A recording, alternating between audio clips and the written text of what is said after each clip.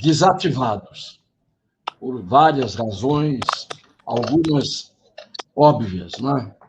Então, hoje, de forma experimental, nós resolvemos fazer essa live com o auxílio do meu querido Bill Pérez, e vamos agora ter a oportunidade de conversar com uma pessoa que, além de ser meu amigo, é uma pessoa que eu admiro muito, sempre admirei.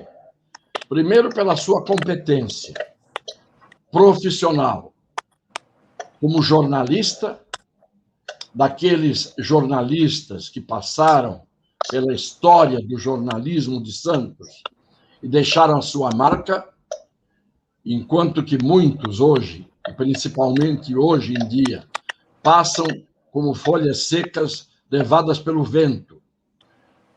Segundo, ele é um consultor jurídico e é um homem que conhece a cidade, a região, o estado, o país e tudo o que esteja em torno disso. Tem não apenas o conhecimento de informação, mas é um estudioso de tudo aquilo que vem ao conhecimento dele. Eu tenho hoje um prazer muito grande de falar com o meu amigo, com o meu colega de jornalismo, com o consultor jurídico, e aí eu não sou colega nem de longe e nem de perto, Rodolfo Amaral. Não há quem não o conheça nessa cidade, meu querido amigo Rodolfo Amaral. E eu escolhi o Rodolfo para fazer essa primeira live experimental, depois nós vamos prosseguir em outras, e aí vamos avisar a todos com mais tempo, com regularidade. Eu escolhi o Rodolfo exatamente porque nós vivemos hoje um momento em que a palavra dele, a opinião dele, as informações dele e os comentários dele são fundamentais. Portanto, hoje eu sou muito mais um repórter, com o meu tempo de 55 anos de jornalismo e disfarçado de advogado, e vou ser o repórter para entrevistá-lo e trocar alguma ideia também, porque eu não sei se eu consigo, ao longo da entrevista, me segurar e não dar também a minha modesta opinião, dependendo daquilo que ele vai dizer. Rodolfo, nós estamos vivendo hoje no mundo uma terrível pandemia, e eu não sei se há na história da humanidade, nem mesmo nos tempos mais terríveis das pandemias que invadiam o mundo, algo como atualmente. Até porque o mundo era muito menos povoado e as distâncias eram muito mais longas a serem percorridas, não apenas pelos homens, pelas notícias, mas também pelos vírus, pelos transmissores das doenças. Hoje não. Hoje nós estamos vivendo em tempo real, no mundo todo, a ponto de, quando um pico desponta naquele dia na França, no mesmo dia, na véspera ou no dia seguinte, o pico aparece no Brasil e aparece em outros lugares do mundo. Com base nesta realidade que nos atinge e que nos enluta, porque não há, talvez, um de nós que não tenha perdido pessoas queridas, pessoas amigas ou familiares que já foram vítimas desta Covid-19, hoje multiplicada em cepas diferentes e, portanto, segundo dizem, mais agressivas e mais contagiosas. Mas a verdade é que nós estamos encarando, o mundo está encarando como pode esta doença desconhecida e que, de repente, teve que se transformar em algo conhecido para se fazer vacina, para se dar suporte aos doentes, para se cuidar de dar leitos, de dar equipamentos de proteção, de testar remédios. E tudo isto dependia e depende de recursos. E houve um momento em que o Supremo Tribunal Federal deu preferencialmente aos governadores e aos prefeitos municipais a tarefa, a incumbência de fazerem o trabalho, de tomarem as providências relativamente ao ataque, ao combate à pandemia. Pois bem, dinheiro foi distribuído para os estados e municípios, ao que me parece, de todo o Brasil. Não sei se todos os estados e municípios, ao receberem os recursos, o dinheiro proveniente do governo federal, dos cofres do governo federal, e os municípios recebendo não só do governo federal, mas dos estados, se receberam muito pouco, e se, diante do que receberam, fizeram o dever de casa, primeiro aplicando o dinheiro como deveria ser aplicado esse dinheiro. E, em segundo lugar, se providências foram tomadas de acordo com os recursos, desde a pandemia inicial, a do primeiro vírus, até agora. Eu fiz essa introdução longa para que o Rodolfo não entre, de repente, trazendo aqui dados e informações e a sua opinião, porque eu vim do amplo para o restrito, foquei principalmente na Baixada Santista, no estado de São Paulo, na Baixada Santista, nos municípios da Baixada, mas principalmente no município de Santos. Então, Rodolfo, fique absolutamente à vontade para você dizer o que quiser, informar como quiser, comentar o que quiser, opinar o que quiser. Eu estou aqui para ouvir, assim como os nossos seguidores. Bom, Cassiano, em primeiro lugar, é um grande prazer estar com você fazendo essa live. Eu gostaria que as pessoas que estão nos assistindo soubessem da minha admiração pessoal que tenho por você há quase 4 décadas. Quando eu entrei no jornal A Tribuna em 1984, você, naquela ocasião, já estava lá há 2 décadas, já era um profissional brilhante, brilhante não só no conhecimento, na inteligência, mas, sobretudo, no texto. Eu sempre fui um grande admirador seu. Tive a oportunidade, talvez muitos não saibam, de assessorá-lo no segundo turno da campanha de 1992, que o senhor quase foi prefeito de Santos. Depois voltamos a ter uma experiência profissional mais próxima juntos na campanha de 2004. E certamente, Cassiane, eu não sou tudo isso que você disse, mas com certeza eu e você nos incluímos aí entre os 5 ou os 10 profissionais mais polêmicos que eu conheci na minha vida, porque nós temos, graças a Deus, a coragem de falar aquilo que a gente pensa, sabendo que nem sempre somos donos da razão, e pagamos por isso, porque as pessoas polêmicas nem sempre são aceitas com naturalidade no seio, principalmente das pessoas que se dizem mais esclarecidas. Aquela política de falar sobre o convencionalismo, certo? O socialmente correto, nem sempre contribui com a sociedade. Nós escolhemos. Você qualificou como consultor jurídico, na verdade, eu sou econômico, o grande consultor jurídico aqui é você. Aliás, um grande consultor jurídico já demonstrado na Constituição de 88, que você assessorou o Congresso Nacional naquela ocasião, e eu já, como profissional de imprensa, acompanhei isso. Então, para mim, é um grande prazer estar falando com você.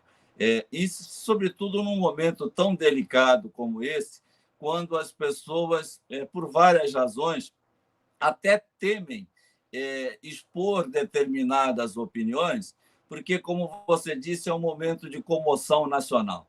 É um momento em que todos nós estamos perdendo amigos, parentes, para um vírus que, por mais que a ciência tenha avançado numa tentativa de vacina, tudo ainda está sem resposta efetiva, prática, até porque quem lida com a ciência sabe que uma vacina não dá resolutividade em curto espaço de tempo. Nós estamos falando de um ano e pouco de pandemia no mundo. De forma que é muito difícil quando a gente vai tecer determinadas opiniões a esse respeito, porque às vezes a gente atinge alguém que perdeu um parente, um amigo. Nós mesmos perdemos 2 amigos jornalistas a semana passada. Eu fiquei bastante sensibilizado com a perda. Quer dizer, a gente, por ter proximidade mais dessas pessoas, enfim. Mas eu venho tentando ter e exercer ainda um pouco do jornalismo, hoje bastante afastado, ainda escrevo algumas coisas, tenho usado as redes sociais, e quem entrar no meu Facebook desde março do ano passado vai conhecer as minhas posições com relação a tudo que se configurou desde o primeiro momento, um momento de medo, de incerteza, de dúvidas. Existem pessoas que estão presas em casas há mais de um ano, tá? Com medo de tudo, a mídia carregando sempre algumas questões, de certa forma, em alguns momentos, que não é o caso atual, mas em alguns momentos de forma exagerada. E eu sempre procurei pautar o meu trabalho profissional dentro daquilo que eu estudo, certo? Que são estudos socioeconômicos, são análise de dados. Esse é o fundamento que eu exerço há 36 anos. Você me fez uma pergunta que eu venho me fazendo todos os dias, porque é evidente que, nesse momento de lockdown, nesse momento em que as pessoas estão se sentindo aprisionadas dentro de casa, sem uma certeza, eu acho que a gente precisa aproveitar esse momento, que as pessoas que estão nos assistindo reflitam um pouco mais. É evidente que ninguém quer expor a sociedade na rua, ninguém está defendendo aglomerações, certo? As pessoas têm que se precaver de várias formas, mas a gente não pode ignorar alguns fatos, sob pena de não fazer com que a sociedade, em determinado momento, reaja não com a pandemia, mas reaja, sobretudo, com a política. E, na política, você também foi um parlamentar brilhante no período que esteve no Congresso Nacional. E a grande pergunta que a gente faz é o seguinte: o que hoje nos prende em casa, Cassione? Eu tenho ouvido das autoridades o tempo todo: olha, nós estamos com 100%, com 95% dos leitos de CTI ocupados. Ora, meu Deus, nós tivemos um ano para nos prepararmos para criarmos leitos de CTI. Nesse um ano, os leitos SUS de CTI cresceram à razão de 10.000 unidades. Para quem está nos assistindo, saiba, um leito de CTI funcionando, tá, diariamente, durante 365 dias, eu vou falar em números redondos, eu estou considerando o custo diário de R$2.000, certo? A manutenção, tá? Já com toda a equipe médica, com medicamentos, com a utilização plena de um leito de CTI, o custo médio é de R$2.000. Multiplicando isso por 365 dias, nós vamos passar um pouco aí de R$705.000, R$706.000. Meu Deus, se nós dobrássemos, Cassione, hoje, o número de leitos CTIs no país, nós precisaríamos algo aí de mais 40.000 leitos. 40.000 leitos multiplicados por R$700.000 tá, por ano, tá, nós teríamos um custo aí de 28 bilhões de reais. Fala-se que na vacina nós precisaríamos, para aplicar 350 milhões de vacina, atingindo 84% da população, nós precisaríamos de mais 20 bilhões de reais. Então, nós estamos falando aí de uma cifra para nos tirar de casa com segurança de 48 bilhões de reais.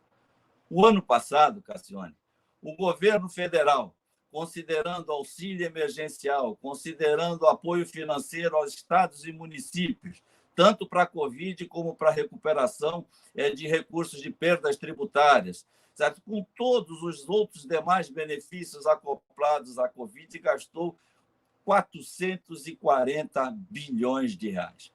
Ou seja, o que nós gastamos em um ano, quer dizer, não foi um ano, porque eu estou me referindo só aos 9 meses de março a dezembro do ano passado, é o equivalente ao que nós precisamos, a quase 10 vezes o que nós precisaríamos hoje para vacinar 84% da população, repito, gastando 20 bilhões de reais, tá? E abrindo 40 mil novos leitos de CTI no país, ao custo de 28 bilhões de reais. Aí eu me pergunto, certo? Que medo nós temos? Por que não se fez isso, tá, com tanto dinheiro que se recebeu? Eu tive, certo, o trabalho nos últimos dias de entrar no banco de dados do DataSUS, é um banco de dados oficial do governo federal que cadastra todas as informações de saúde pública em nível municipal, estadual e federal, para verificar o quanto foi investido lá na ponta, ou seja, dentro dos hospitais. E, para surpresa minha, Cassione, do acréscimo de recursos, somando-se o que se gastou estados e municípios em saúde pública no âmbito do SUS no ano passado, totalizou 196 bilhões de reais, excluídos aí o atendimento federal nos seus próprios hospitais. Então, estou me referindo a estados e municípios, 196 bilhões de reais, obviamente, a maior parte disso é financiado pelo Sistema Único de Saúde. Mas só no fator Covid houve um acréscimo de recursos, sabe, de 29 bilhões de reais. E agora vem as informações que me espantam. Os estados, 26 estados e mais o Distrito Federal, receberam um aporte adicional, certo? Em relação ao que haviam recebido em 2019, de 20 bilhões de reais. Muito bem. Quando você vai fazer a conta dos gastos de 2020 em relação a 2019, você percebe que houve um crescimento de gasto dos estados brasileiros de apenas 16 bilhões de reais. Ora, se você recebeu 20 bilhões a mais de recursos, como é que você só pode ter gasto 16 bilhões de reais? A primeira pergunta que se faz é aonde foram parar estes 4 bilhões de reais, certo? A mais. Bom, isso quem vai responder são os governadores. No caso do estado de São Paulo, se nós formos analisar o governo Dória, que, na verdade, está fazendo toda essa grande mobilização aí, política em torno do tratamento da Covid, do combate à pandemia.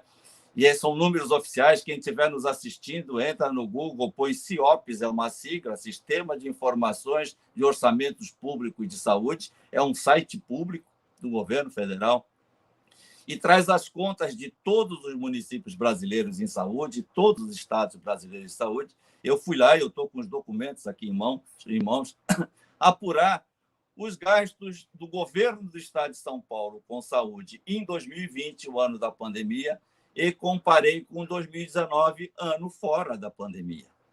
Muito bem. O governo do estado de São Paulo, em 2020, no ano da pandemia, reduziu, vou repetir, as suas despesas em saúde em 110 milhões de reais, comparando 2020 com 2019.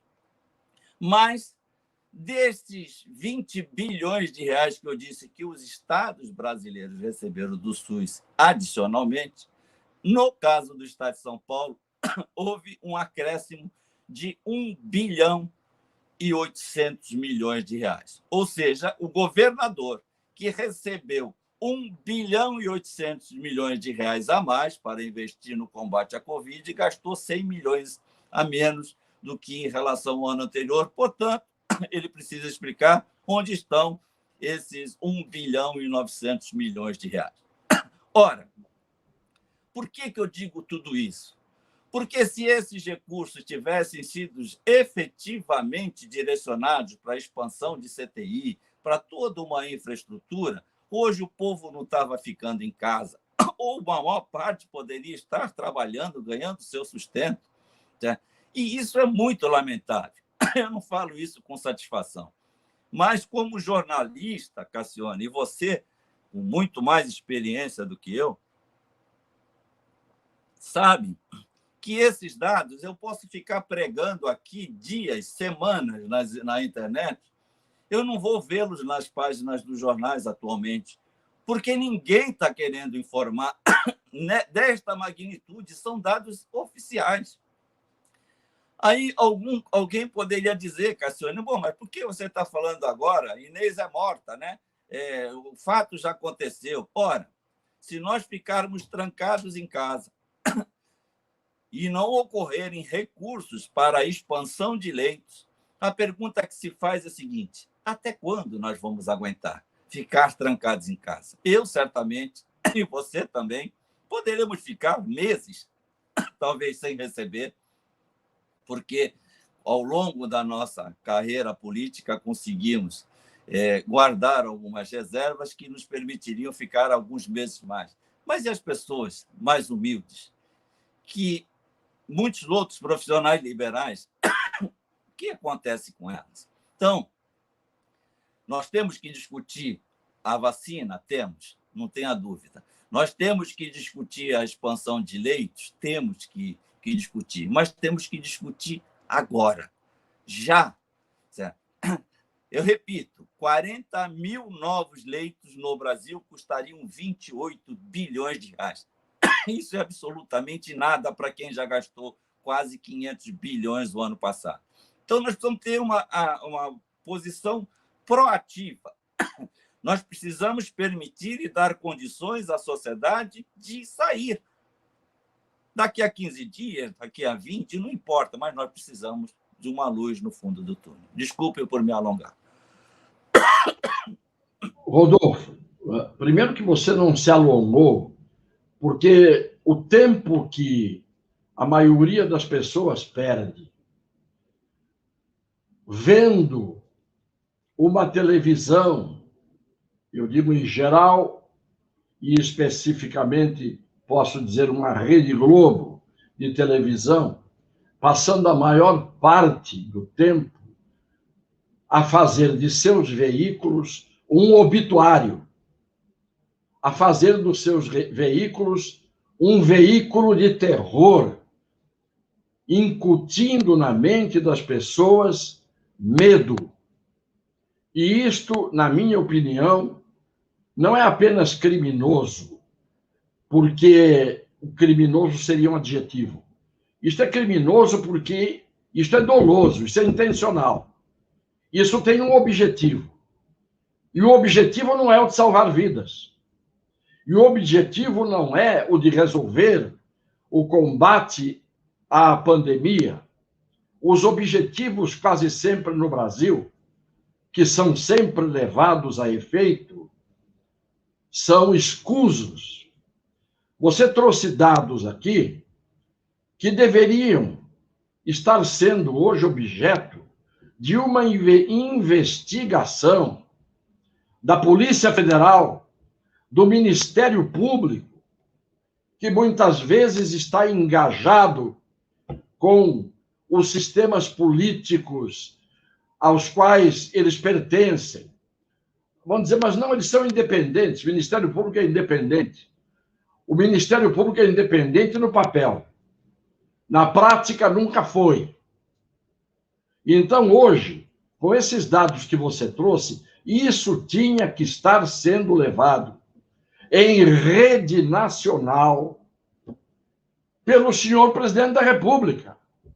Porque já que os veículos de comunicação, já que a mídia tradicional, não informa, não revela a verdade, e está fazendo um jogo subterrâneo de uma política sórdida num momento como este, teria que haver uma investigação, teria que o Supremo Tribunal Federal, que andou ditando regras tirânicas aqui, ali, acolá, teria que estar determinando, não que o presidente explicasse, como fez agora o Dias Toffoli, que o presidente explique por que, em 5 dias, por que ele divulgou quanto ele repassou para os estados. Está invertido, o processo está invertido. O presidente é acuado pelo Supremo para dizer quanto ele deu e por que mostrou que deu. Quando, na verdade, os governadores é que tinham que ser cobrados para dizer quanto receberam e o que fizeram com o que receberam. Essa sua informação, ela é terrível e ela é demonstradora de que nós vivemos um período muito mais crítico do que nós imaginamos. Porque se a pandemia em si é uma tragédia que nós não sabemos a que limite vai chegar, se é que vai haver um limite, tudo que gira em torno dela do ponto de vista político, das instituições, das tarefas que têm que ser feitas por aqueles que devem gerir estados e municípios, a vida, a saúde, a fome. Ninguém está tomando esse tipo de providência. O Ministério Público está absolutamente calado. Eu quero saber se alguém do Ministério Público, tomando conhecimento disto, se é que já não tem conhecimento do que você revelou, vai fazer alguma coisa. Mas eu quero que você agora, especificamente, por favor, Rodolfo, fale dos nossos municípios aqui. Quanto receberam e de quem receberam? Porque antes de nós dizermos quanto receberam e de quem receberam, uma coisa é certa. Em quase 1 ano que esta pandemia vinha já atingindo os municípios da região, nós esperávamos que todos aqueles que ainda estavam no exercício dos seus mandatos e aqueles que entraram pudessem estar fazendo hoje aquilo que não deveria ter sido interrompido, fazendo com que todas as adversidades que estamos vivendo hoje não estivessem nos açoitando, porque havia condições de providências serem tomadas. Então, eu gostaria que você falasse agora da realidade dos nossos municípios, para depois a gente fazer o cotejo entre a realidade nacional, estadual e municipal. Bom, Cassione, também são dados absolutamente oficiais. Eu também tive o cuidado de verificar essa situação com as 9 cidades da nossa região. Primeiro, com relação ao que cada uma investiu, e sempre comparando 2020 com 2019, porque era o ano com a pandemia e o ano sem a pandemia.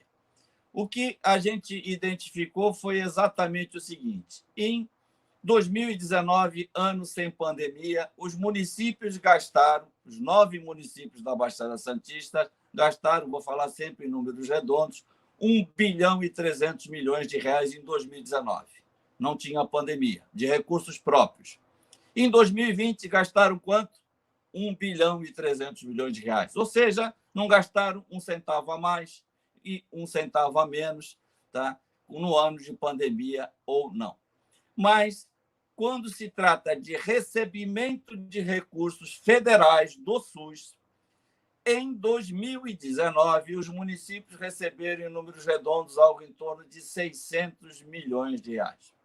Em 2020, ano da pandemia, esse repasse de recursos cresceu à razão de 1,5 bilhão de reais. Portanto, cresceu 900 milhões de reais. Ou seja, o que se investiu, certo, em pandemia foi investimento acrescido com recursos vindo do governo federal. Mas a imprensa não dá, por quê? Porque se der essa informação, vai dizer que nós somos bolsonaristas, porque são assim, nós somos taxados.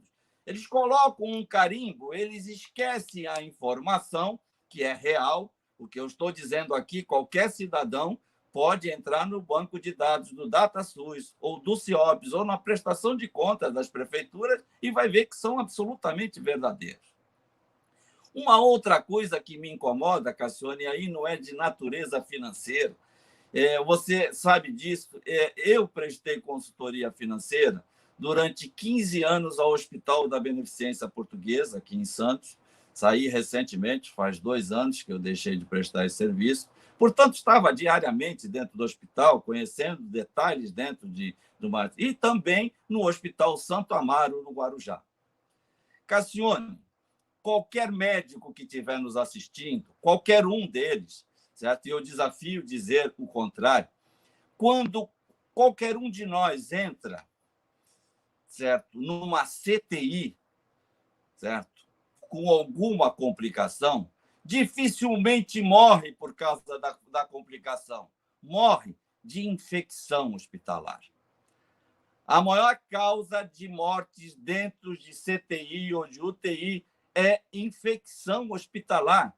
Dados que podem ser colhidos também no site da OMS, certo? São dados públicos, certo? Tá? E no Brasil, o índice de infecção hospitalar é quase 3 vezes maior do que a média no mundo. E a infecção hospitalar é fruto do quê, Cassione? Certo? De não lavarem as mãos.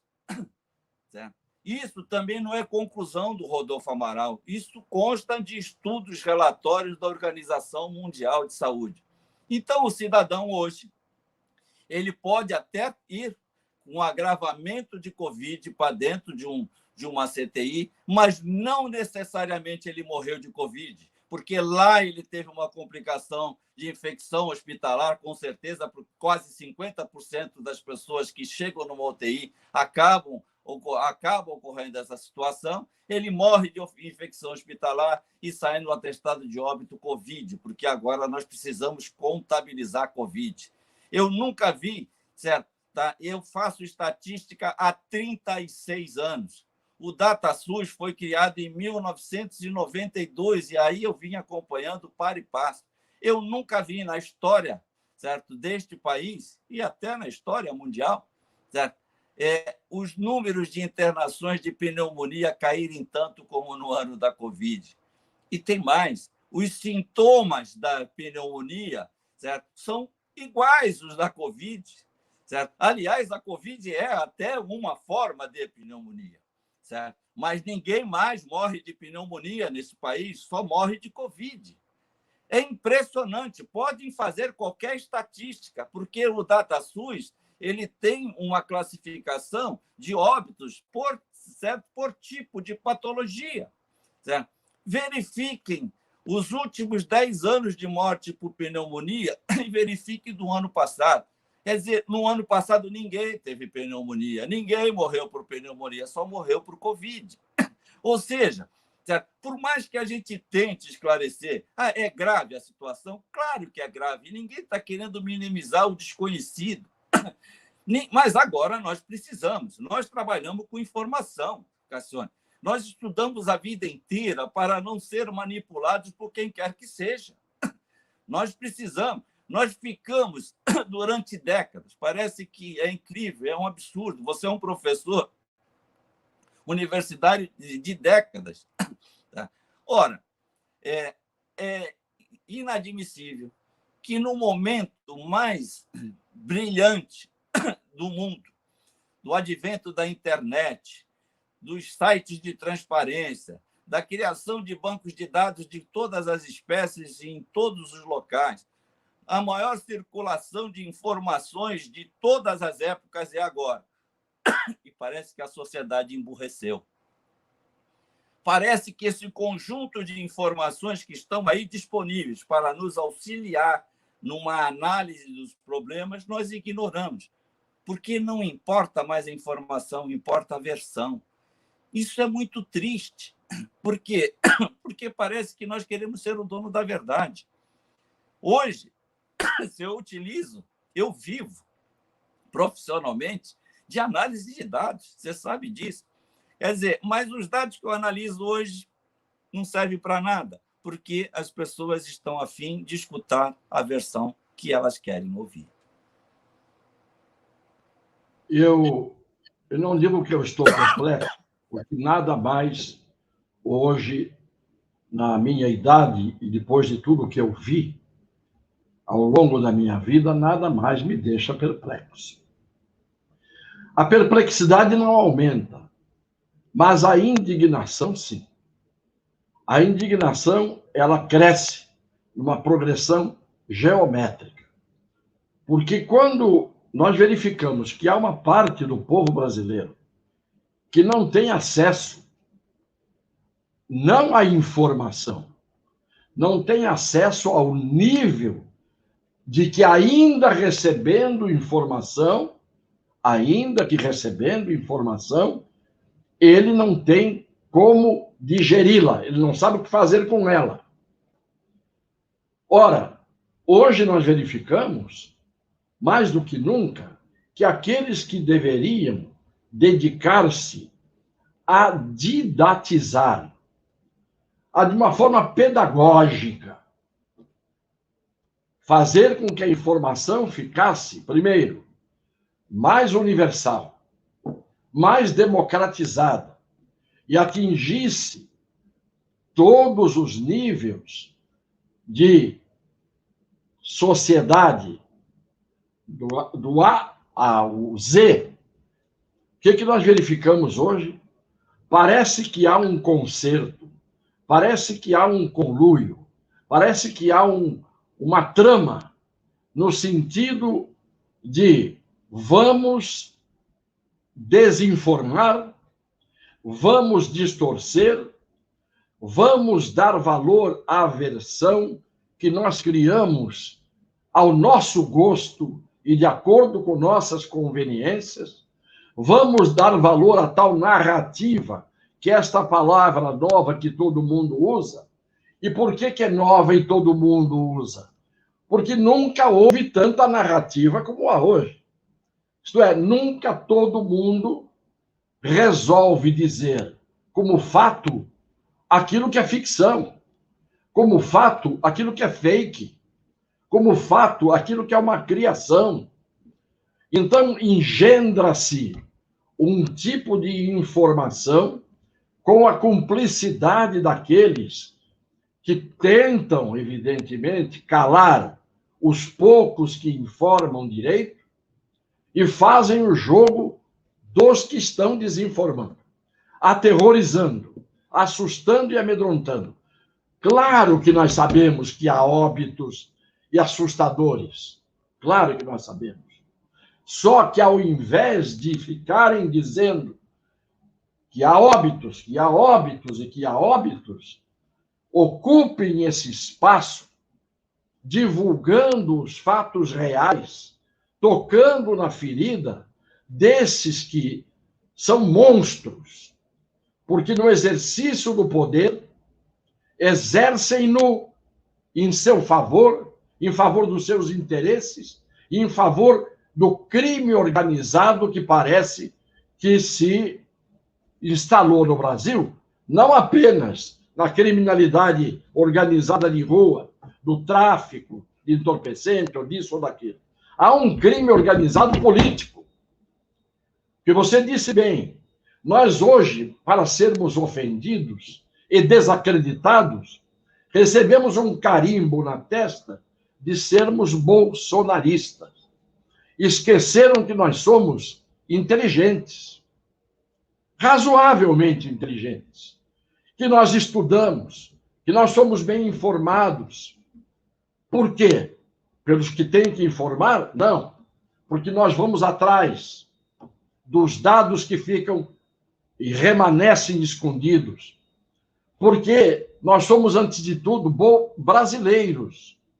Então, hoje, tinha que todo mundo fazer como se fez na França, que está tendo o mesmo problema que nós aqui. Mas ninguém está apontando o dedo para o senhor Macron, que é o chefe do Estado. E que, quando começou a pandemia, ele chamou os dois antecessores, o Sarkozy e o Hollande, para estarem juntos, somando em favor do povo francês. Mesmo que a gente não tenha êxito, esta demonstração de boa vontade, esta demonstração de união, esta demonstração de que todos estão em torno da causa maior, é o mínimo que a gente teria que ver. E isto absolveria aqueles que, não tendo condição de fazer nada, porque a doença é mais forte, tentaram fazer. Não o contrário que a gente está vendo hoje. Esta live eu vou enviar ao senhor presidente da República, não sei se ele vai recebê-la. Eu vou enviar ao Ministério Público Federal, ao Ministério Público Estadual, e vou enviar a determinados magistrados para que eles façam o uso dela como quiserem. Não em favor do Rodolfo Amaral ou do Vicente Cassione. De jeito nenhum. Em favor daqueles que eles amam. E eu acredito que eles tenham alguns destinatários do seu amor. Em favor daqueles que eles semearam, vidas que eles semearam, filhos, netos, e assim por diante. Rodolfo, eu tenho hoje a tristeza de estarmos falando sobre isso, mas tenho o orgulho de ter acertado em cheio na minha escolha e, no momento certo, fui ouvir alguém que tem para dizer algo que o Brasil inteiro tinha que ter ouvido. Tinha que ter, isto que você disse, um alcance nacional. E, infelizmente, a gente sabe que todo mundo se faz de surdo, ouvidos moucos, ouvidos de mercador, que é o que nós conhecemos sempre em termos de audiência individual dos que têm surdez voluntária. Gostaria que, se você tiver alguma coisa que acrescentar, não importa se a live é longa. Live curta é para dizer bobagem. E até para dizer coisa importante que caiba numa live curta. Mas essa live não é longa se nós tomarmos o tempo que se gasta hoje, na mídia tradicional principalmente, em fazer o que se faz. Muitas pessoas já estão se comunicando conosco. Olha, faz tempo. Quanto tempo faz? Desde novembro, desde outubro, que nós não fazemos live, que eu não faço live, que eu não tenho escrito. E já estão as pessoas. E eu peço que compartilhem. Agradeço a essas pessoas, a esses brasileiros, que não importa se sejam bolsonaristas, moristas, lulistas, ou o que sejam brasileiros, que sejam patriotas e que se unam em torno desta causa terrível que nós estamos enfrentando. Mais uma vez, a palavra é sua, nós temos mais 3, 4 minutos, mas eu estou, volto a dizer, muito agradecido a você. Orgulhoso e honrado por você ter vindo aqui. E nós vamos voltar, tenho certeza absoluta, porque isto vai repercutir e nós vamos voltar. Fizemos a nossa parte. eu queria complementar esse papo, que para mim eu queria deixar isso público. Você não imagina a honra que você me deu, certo? Dentro da minha profissão, dentro do exercício do jornalismo, porque, como disse, eu quando cheguei no jornal A Tribuna em 1984, você já era um cara famoso, você já era um cara bem-sucedido, certo? Era alguém que eu sempre usei como referência para um dia ter alguma qualificação de chegar lá, e te admiro até hoje por causa disso. E principalmente por você ser como eu sou. Eu sou um cara polêmico, eu não sei ser diferente. Porque eu falo o que eu penso, não me sinto dono da verdade. Mas uma coisa, Cassiane, que tem me magoado muito nesse momento crítico nacional, além de toda essa comoção de perda de pessoas de um modo geral, não são só as pessoas que nós conhecemos, porque nós lamentamos todas as perdas, mas é que há uma dose de hipocrisia dentro de algumas situações. E eu vou explicar por quê. Como eu disse, eu convivi 15 anos dentro de dois hospitais grandes aqui da nossa região, repito, Santo Amaro, no Guarujá, e Beneficência Portuguesa em Santos. Em primeiro lugar, Cassione, eu nunca vi sobrar CTI para pobre em lugar nenhum e hospital nenhum do SUS. É uma farsa dizer que não tem CTI, que está 100% ocupada. Sempre teve, para o pobre sempre teve. A preocupação, a mobilização hoje é da classe média, da qual nós pertencemos. A classe média acordou para a realidade da saúde do país quando ficou sob ameaça. Porque o que a classe média hoje se preocupa é com se vai haver o leito para ela, se ela ficar doente. Porque para o pobre nunca ninguém se preocupou. E eu vou mais longe ainda, agora com um dado estatístico. Menos de 20% dos 5.570 municípios brasileiros, prestem atenção, menos de 20% dos municípios brasileiros têm sequer hospital. E apenas 10% dos municípios brasileiros, portanto, eu estou falando de 5.570, eu estou falando de menos de 600 municípios brasileiros, têm disponível CTI. Ou seja, os demais brasileiros que morram. Porque se nós estamos dependendo de CTI, essa gente nunca teve. Porque parece que as pessoas não conhecem os municípios brasileiros. A maior parte dos municípios brasileiros tem de 5 a 10 mil habitantes. E de 5 a 10 mil habitantes, esses municípios sequer têm hospitais. Eu, dos 645 municípios do estado de São Paulo, Cassiano, eu tive a grata oportunidade de conhecer mais de 400 e prestar serviços a mais de 150 cidades. Certo? Então, desde as pequenas às maiores cidades do estado de São Paulo.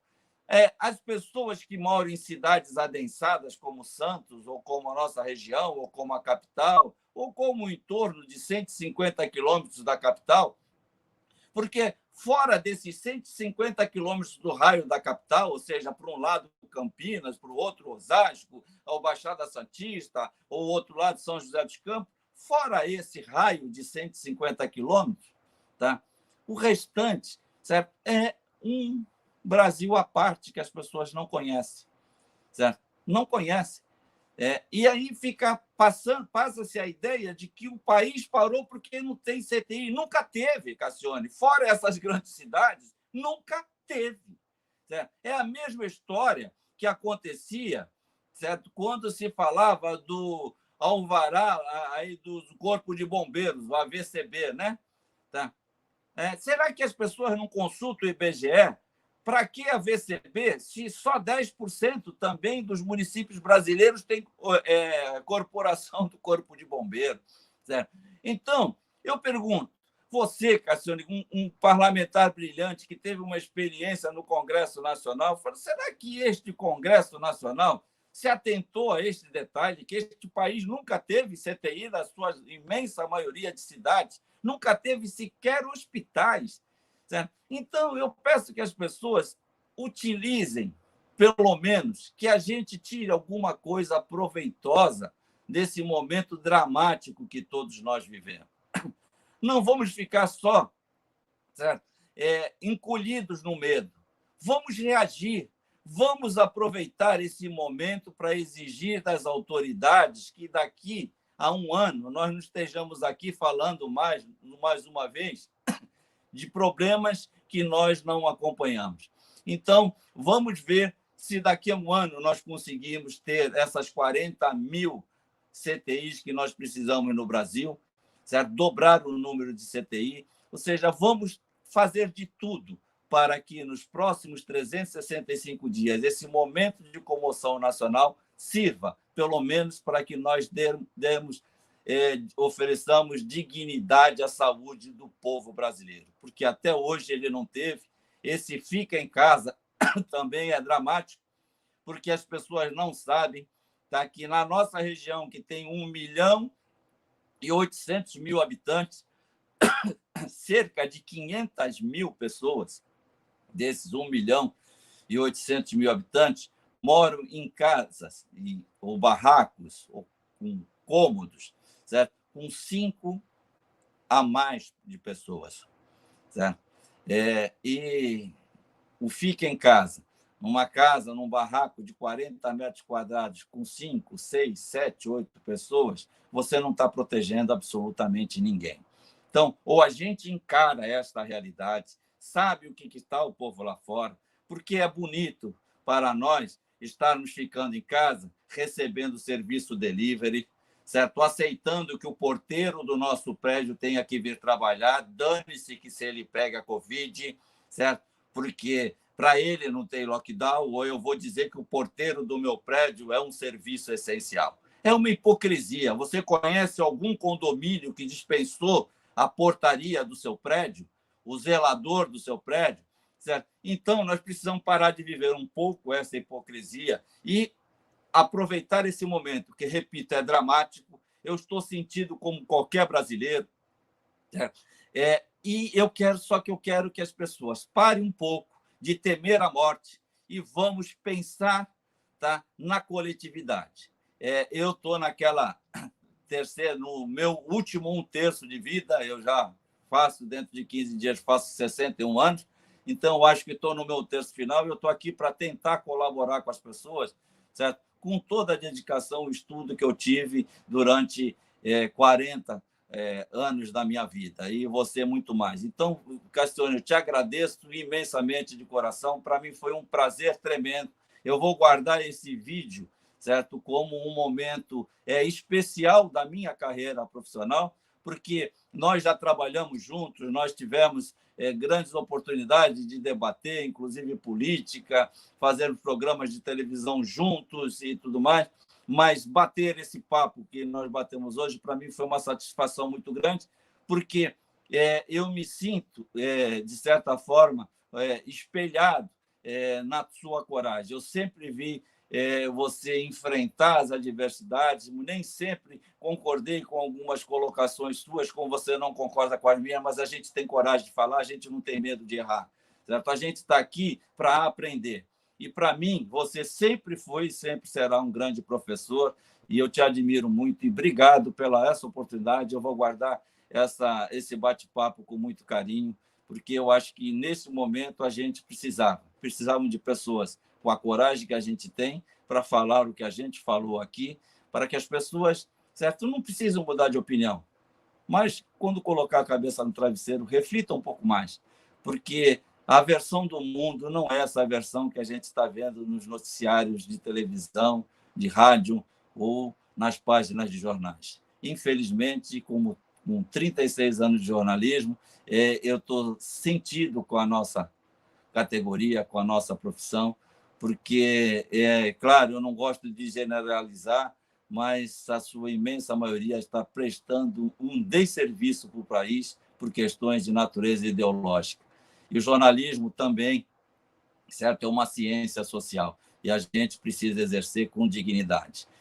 Eu nunca, e ninguém vai ouvir o Rodolfo Amaral falar alguma coisa que ele não tenha como comprovar documentalmente. Todas as informações que eu me referi aqui, elas estão aqui em em papéis, em levantamentos com dados oficiais, que eu escolhi, certo? E queria que as pessoas soubessem que elas existem. E estão à disposição, tá, de quem quiser, e é fácil acessar o banco de dados do CIOPS, do DataSUS, ou o próprio site de transparência das prefeituras, dos governos estaduais, vão ver que essas informações são verdadeiras. Obrigado, Cassiane, mais uma vez, um grande abraço para quem teve paciência de nos aturar até agora, certo?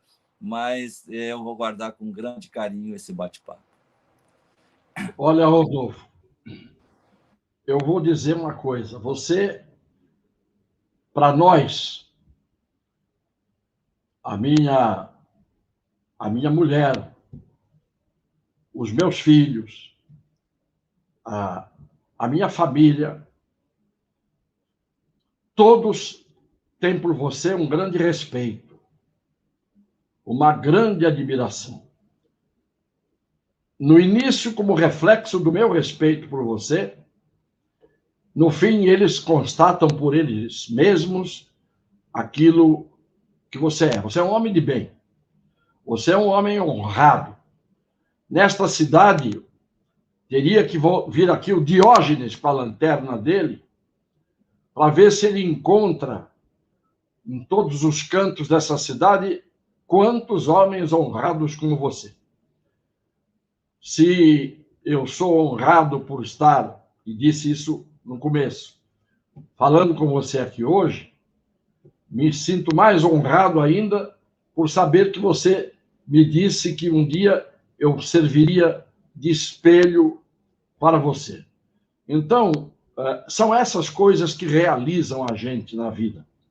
O que realiza a gente na vida nunca foi e nunca será o troféu, a conta bancária, a fama, o aplauso. O que realiza a gente na vida é o relacionamento, que não é grande, que não é expandido, com pessoas de bem, com pessoas dignas.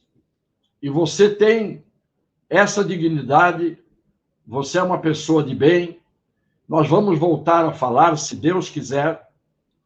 E isto que foi falado aqui hoje, não porque você falou ou porque eu ouvi e achei importante. Porque o que você falou hoje tem que ser ouvido pelo Brasil. Como nós não vamos conseguir isso, vamos mandar que as autoridades que têm o dever de cumprir a sua missão institucional recolham os dados e as informações daqui para terem eles um mínimo de dignidade, de fazerem o seu papel. O seu papel. O seu papel higiênico, que é um papel nobre, útil, nos dois sentidos que a gente queira dar a essa expressão. Muito obrigado, Rodolfo. Um grande abraço, um beijo no seu coração e de todos aqueles que nos viram e ainda vão nos ver. Nós vamos amanhã para o YouTube, estamos aqui na fanpage e isto vai continuar. E eu vou remeter isso, se você me permite, já que você escreve e não publicam o que você escreve, eu vou mandar isso para quem tem que receber esta mensagem. Um grande abraço, Deus abençoe. Um abraço, Cassiane. Fica com Deus. Amém.